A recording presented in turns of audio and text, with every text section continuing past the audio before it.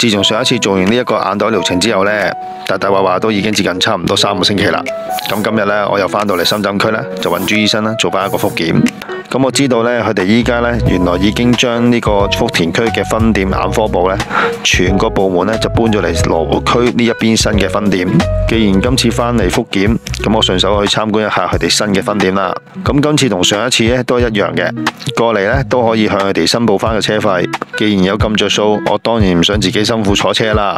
咁坐車過嚟呢，都係20蚊範圍內就可以到達啦。到達咗之後呢，就發現佢哋新開嘅呢一間分店呢，原來呢就喺呢一個羅湖區嘅呢一棟新起嘅建築物裏面。咁呢一棟建築物呢，就係大中華環球經貿廣場啦。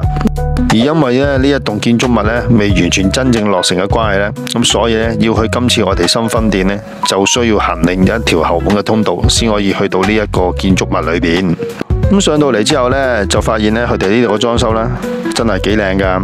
雖然呢一度呢個實用面積呢就冇上一次我去舊店嘅面積大，但係呢度呢個樓底好高啦，而裝修呢亦都走時尚嘅路線，而燈光呢亦都好光猛。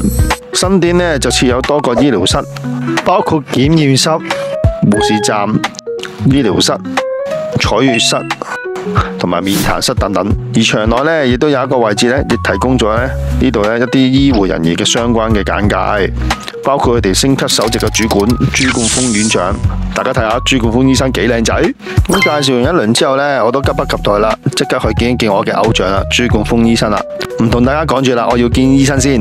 如果大家想睇翻我上一次做療程嘅過程呢，我會將上一次做療程嘅過程嗰條影片連結放喺呢一條短片裏邊。咁大家有興趣呢，亦都可以去睇下噶。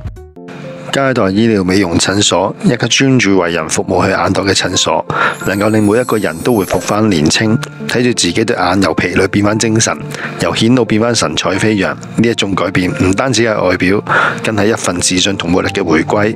朱醫生同團隊嘅精英，由細節到效果，真正為客人諗多一步。